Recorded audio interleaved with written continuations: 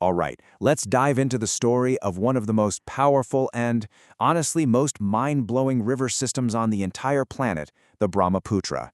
But this isn't just a geography lesson. Oh no, this is a story about creation, about destruction, and about a future that connects a huge chunk of Asia.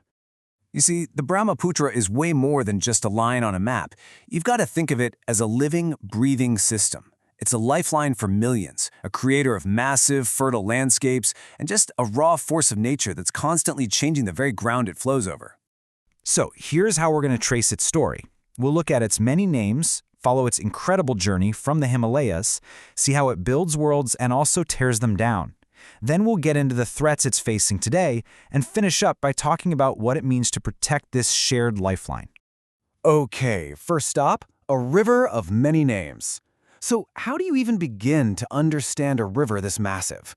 Well, you start by realizing its identity is as fluid as its water, changing every time it crosses a border.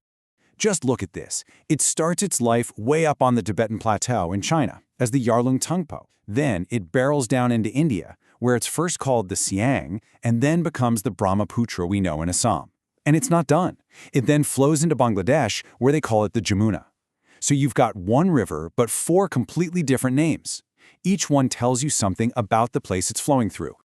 And here's something really interesting that makes the Brahmaputra stand out. In Sanskrit, its name means son of Brahma. Now, this is a big deal because most of India's major rivers, like the Ganges or the Yamuna, are seen as female goddesses, but not this one. This river is male. It kind of makes you wonder, right? What does that say about how people see this river's power and personality? All right, now let's talk about the journey itself. And what a journey it is. We're talking from a glacier at the top of the world all the way down to the sea. Seriously, try to picture this. This absolute giant of a river starts as just a trickle of meltwater from the Yangtze Glacier. And where is that? Oh, just about 5,300 meters up. That's more than half the height of Mount Everest. It literally begins its life on the roof of the world. And from that freezing start, it travels for about 2,900 kilometers. Think about that trek. It goes from a clear, cold mountain stream to become one of the widest, muddiest, most powerful rivers on Earth. It's literally carrying the Himalayas down to the sea. And this chart really puts its international journey into perspective. You can see here that the longest part of its trip, more than half of it, is actually inside China. That's a huge point. And it's something that becomes super important when we start talking about the politics of water later on. So just keep that in the back of your mind.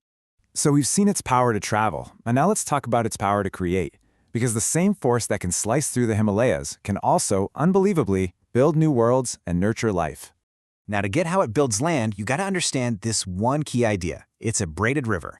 And it's exactly what it sounds like. It's not just one big channel. Because it's carrying so much sand and silt, a huge amount. It's constantly dropping it, creating all these little islands and channels that weave in and out of each other, just like a braid. It's literally building new land as it goes. And what does all that land building create? Well, you get incredible places like Majuli, which is one of the biggest river islands in the world. It's a whole world of its own, with a unique culture. The silt it carries helps feed the Sundarbans, the world's largest mangrove forest. And crucially, it creates these super fertile plains in Assam, which are perfect for growing rice and some of the world's best tea. All of that is a gift from the river. And where there's land and water, there's life, an explosion of it. The whole river basin is a hotspot for biodiversity. We're talking iconic, endangered animals, Indian rhinos, Bengal tigers, even freshwater dolphins swimming in its currents. This is the vibrant world that the Brahmaputra has built from scratch. But there's a flip side to all that power, a much darker side.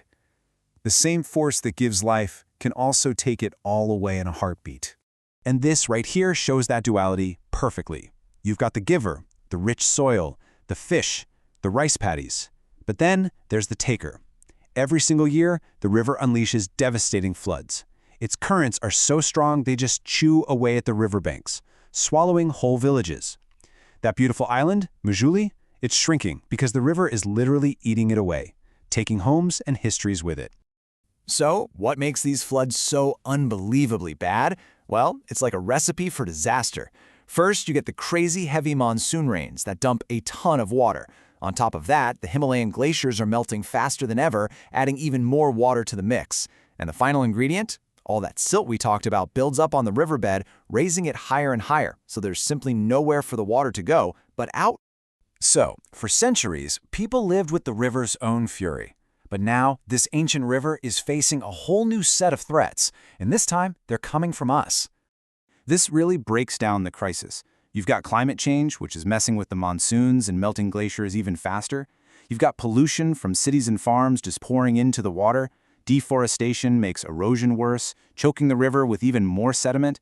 And then there's the big one, upstream dams. Remember how most of the river is in China?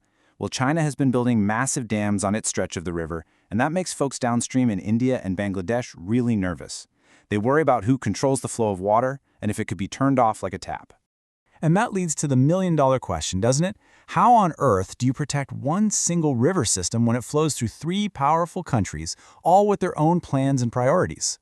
So let's talk about the path forward, because despite all these huge challenges, there is a way. But it all starts with one simple idea: seeing this river not as a resource to be divided, but as a lifeline that everyone shares. The solutions, just like the river, have to connect across borders. First and foremost, international cooperation is just non-negotiable. The three countries have to work together. But it's also about what happens on the ground. Things like planting massive numbers of trees to hold the soil in place, pushing for development that doesn't just dump pollution into the water, and protecting the wetlands that are still left. They're like natural sponges that can soak up floodwaters.